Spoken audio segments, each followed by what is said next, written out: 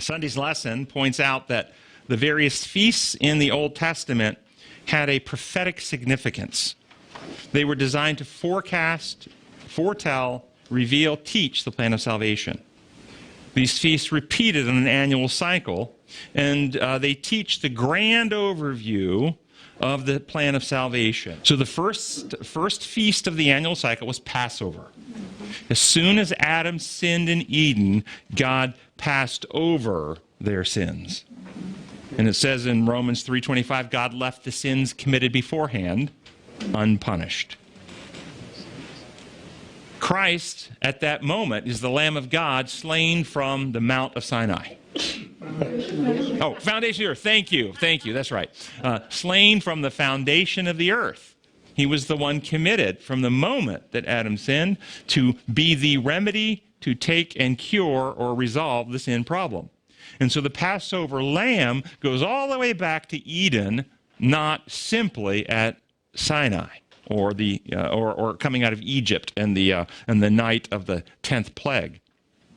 But God gave the people about to leave Egypt this system to not only teach the larger reality, but the lessons of the people of Egypt. We've talked about this before. The Bible is a Bible that records human history through the lens of the plan of salvation, and we have real lives of real people who did real stuff that are historic, and much of what is recorded there is not only historic, it is an object lesson. It teaches the larger reality.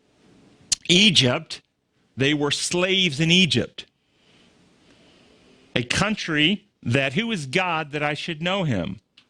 A godless place. This is symbolic of humans who are slaves in sin. When they are leaving Egypt, before they leave, they put the blood on the doorposts, the blood of the sacrificial animal, which represents Jesus, the Lamb slain from the foundation of the world, on the doorposts, which represent taking in the life of Christ into their hearts. And all who take in the life of Christ into their hearts are set free from sin. If the Son makes you free, you will be free indeed.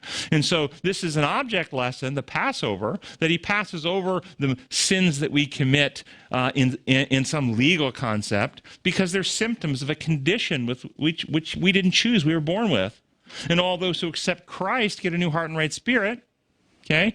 And we are set free from the domination of sin controlling us, and we live lives to godliness. So the point being is the Passover does symbolize coming out of Egypt, but that whole symbolism is actually the symbolism of the larger plan of salvation itself. And then the next feast was the unleavened bread, which all happened right there on that first weekend. Immediately after sin, not only God passed over, God began dispensing truth. Unleavened bread represents Jesus, the Word, okay? The living Word, the Word of truth, unleavened without any falsehood or lies in it, unleavened, okay? Mixed with bitter herbs. What are the bitter herbs symbolic of? My view is that once they sinned, the truth that they needed to apply was painful and bitter truths. Okay, in order to follow the plan of salvation. And so this is because of their sinful state now. It became a bitter thing, but it was still a healing thing. No spoonful of sugar. Okay? This also represents the time, and by the way, the Passover, the time of Adam, the time in history from Adam's fall until the crucifixion of Christ is all covered in that human history in the Passover. Okay? The unleavened bread also represents the time from Adam's fall to Christ's victory. Eating the unleavened bread, it symbolizes internalizing the truth that Jesus revealed through all places that Jesus revealed truth, whether it's in nature, that comes from Jesus, whether it's a written word, that comes from Jesus, whether people have a direct personal experience with Jesus, the truth that we internalize from Jesus is represented by the unleavened bread. Truth dispels lies, wins us to trust. The next feast was the Feast of First Fruits. The Feast of First Fruits is the victory over death, because the idea here is the seed, and Jesus used this metaphor, is planted in the ground, and it dies to bring forth life. Jesus, on the cross, died, went into the grave, came out of the grave to bring forth life. He destroyed death and brought life and immortality to light, it says in 2 Timothy 1:10.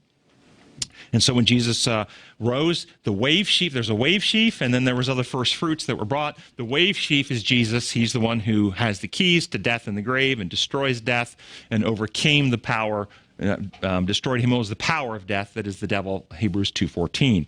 And all the rest of the grains or fruits that were offered are the individuals who were raised with Jesus. At least over 500 people came up out of the grave, according to Acts, and walked around, and then I believe were translated and went to heaven with Jesus. And some of those people we have names of, not at that time, but some of the people who also are part of, in my view, the first fruits: Moses, Elijah, these people. And when you read in Revelation about people sitting on the thrones up there, the saints on the thrones, okay, they would be some of the first fruits that are already up in heaven. So, and then that came for the Feast of Weeks. We commonly call it Pentecost. And the Feast of Weeks was the pouring out of the Holy Spirit, which was Christ dispensing and began dispensing his achievements into the hearts and minds of believers. This occurred after the death of Christ. It was about, 50 days later? Something like that? I think so. Yeah. And the symbolic time period would be from Pentecost, which is AD 33, up until the loud cry. This is the Feast of Weeks, dispensing and taking the truth out to advance the victory of Christ in humanity. Again, we're looking at human history taught through the feasts. The next is the Feast of Trumpets. This is a special message. It's a prepare.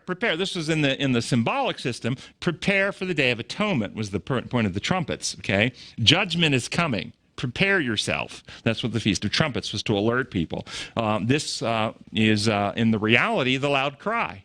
The loud cry is the fulfillment of the Feast of Trumpets, where the message went out, Jesus is coming soon. This is the Great Awakening that happened in the 18th and 19th century. And this is the fulfillment of the Feast of Trumpets, focusing the world's mind that Jesus is coming back. And next, after trumpets, came atonement, which is at-one-ment, or reunification with God.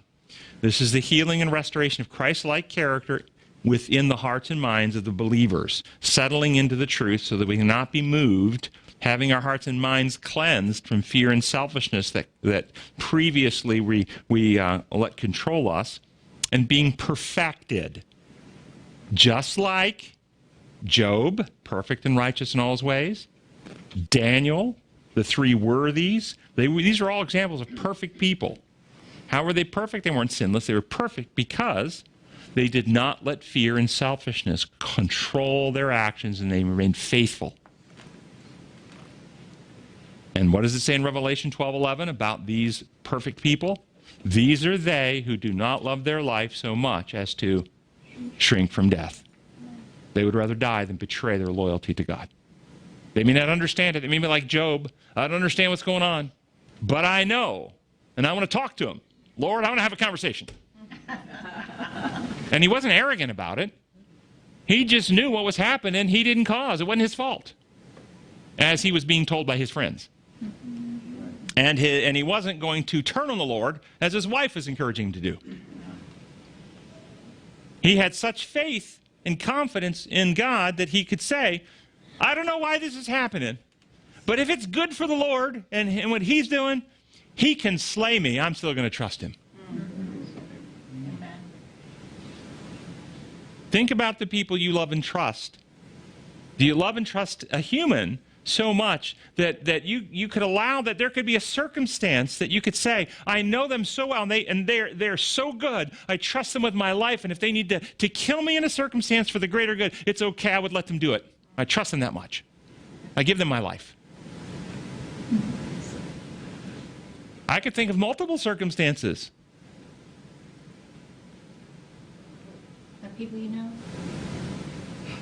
Yes, of people I know, but I can think of multiple circumstances where a person could say that.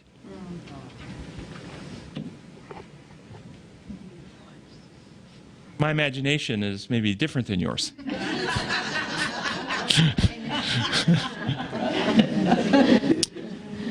But this is what atonement is, sealing and healing the hearts and minds of people. The sins of the people placed upon, and then after this is done, he goes in, I won't go through the whole ceremony, in the book, in our little magazine, I encourage you to read it from modern day, what's happening, preparing hearts and minds, but I will say this to give a little clue. When Jesus returns, and he raises the sleeping saints from the grave, and we read about that in Thessalonians, the dead will rise, we which are alive, be caught up together in the Lord.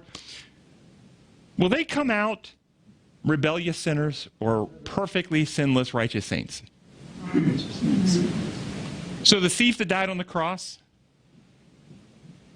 the one that Jesus promised would be in paradise, will he come up with the righteous? Yes. Yes. Will he come up with the heart of a thief? No. Wanting to steal? No. How much reformation and sanctification and work of growing in righteousness did he do on this earth? About an hour. So might there be some elements still in his character that need to be cleansed?